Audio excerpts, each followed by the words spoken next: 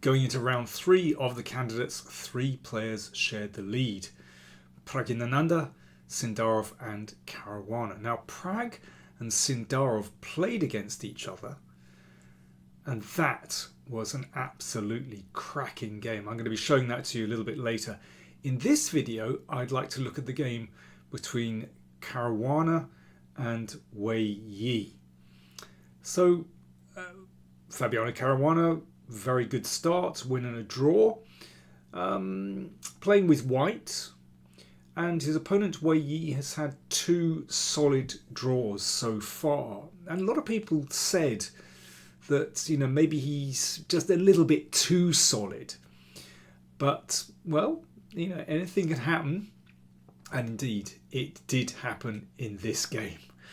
So stick around. This is very exciting indeed. Fabiano Caruana against Wei Yi.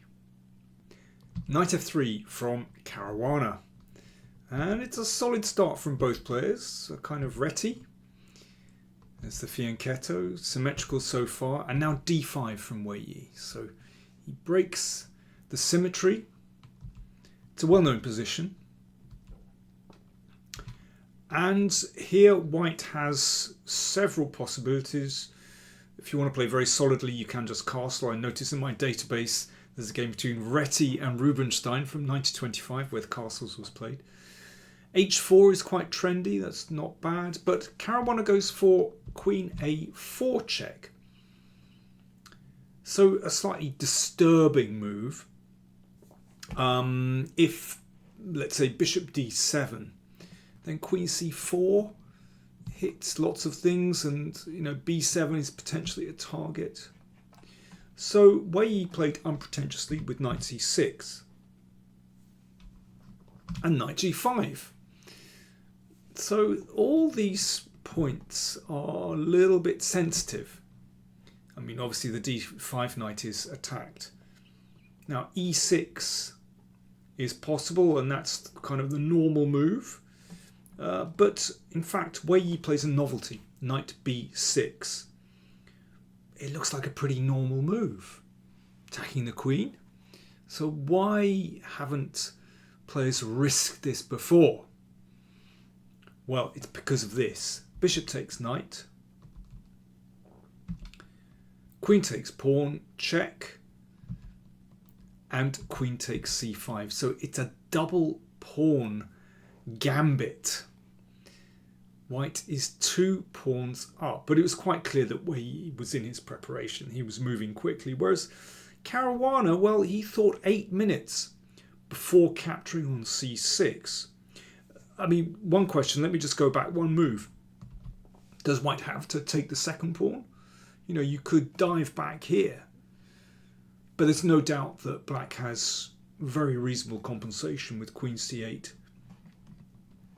Trying to get this bishop onto the long diagonal, or maybe later down here. So Caruana, you know, he invested a few minutes and thought, okay, in for a penny, in for a pound. So we've got a really double-edged position. Wei Yi has gambited 2 pawns. So first of all, he pushed the knight back, and then played rook c8, attacking the queen. And then bishop h3, preventing white from castling. And not only that, I mean, white's development on the queen side is absolutely terrible. I mean, look at this bishop blocked in. I suppose, you know, if white wanted to be absolutely madly greedy, I suppose you could take a third pawn. But, well, by this stage, I think you have to be a little bit pragmatic. In fact, Caruana thought for 16.5 minutes here and went for queen b5 check. So that's a big chunk of time to invest. Remember, the time control, 40 moves in 2 hours, no increment. And then they get 30 minutes added. So what now? Well, if bishop d7, then the queen comes back here, and yeah, it's nice to get the bishop away from h3. So knight d7. So the knight is pushed back. So what does white do about the king? Okay, well, Caruana played rook g1, so that means the king can never reach safety on the king side. Well, certainly not by castling anyway. So for the time being, that king is stuck in the middle. Castles from Wei Yi, which allowed g4. Now it's getting really tricky. I mean, g4 is also a very double-edged move. I mean, castles wasn't strictly necessary. One could play, for example, bishop g4 here. You know, the bishop's job has been done on h3, so it can simply nudge back a square. And maybe you can damage the pawns on f3. That's a possibility. I mean, one continuation could be king f1, looking to get in on g2, then bishop h3, bishop g4, and we've got a repetition. Who knows? Anyway, bishop g4 is certainly a decent option for black. But castles, g4, now it's really double-edged. Now, Wei Yi thought for over 27 minutes in this position. I mean, that's quite extraordinary.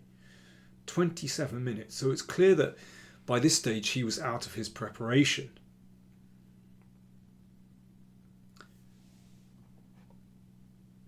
He didn't have to play rook c5. He could have played knight f6. And then there's another way that you can get a repetition in this position. So this pawn is attacked. If queen a4, let's say queen c7, and well, if rook b1, let's say rook d8. I mean, black doesn't need to hurry here. Queen b7, and if queen b3, then the queen goes back. Queen a4, queen b7. It's actually hard for white to sort of bring his pieces out. You could also attempt to trap the bishop, but then h5 is a clever move. So if rook takes bishop, pawn takes pawn. And if g takes, then you bring the bishop back, hit the queen,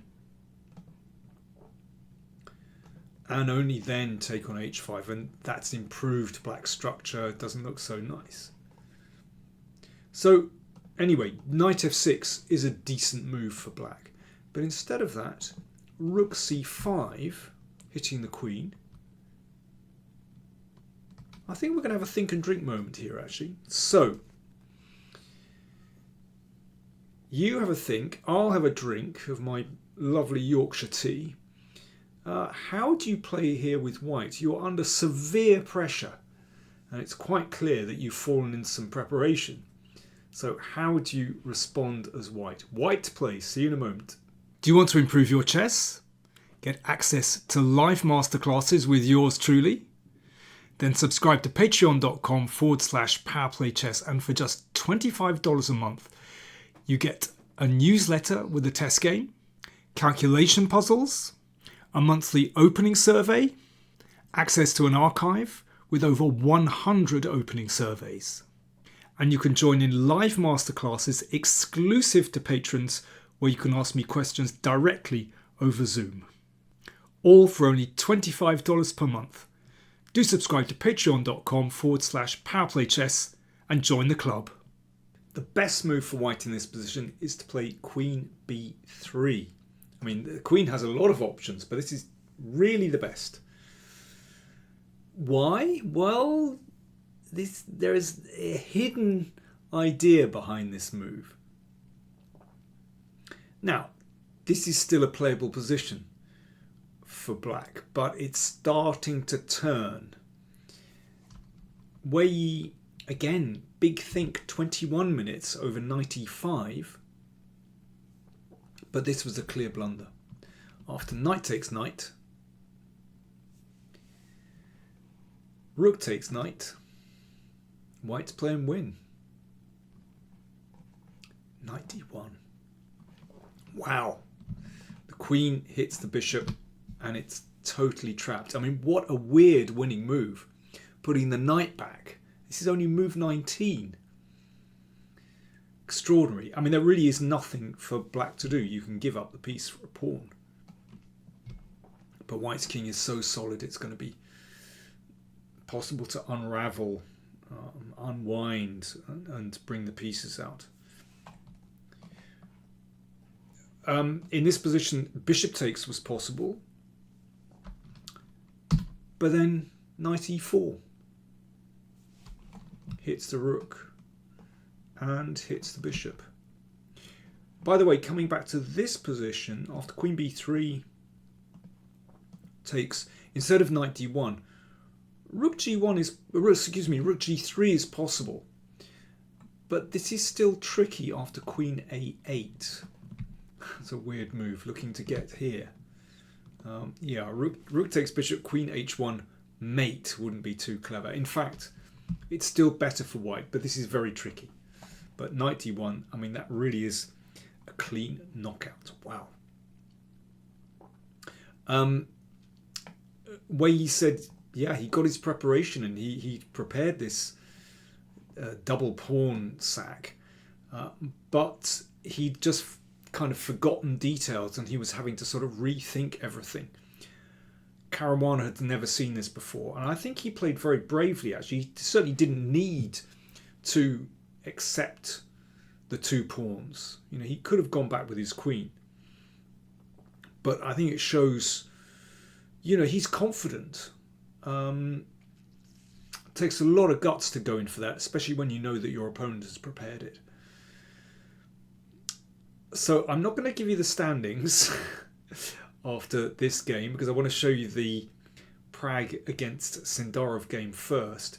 But obviously, with that early win, Caruana went into the clubhouse with a lead in the tournament after 3 rounds. But there is still a very long way to go. He just has to keep calm and Caruana.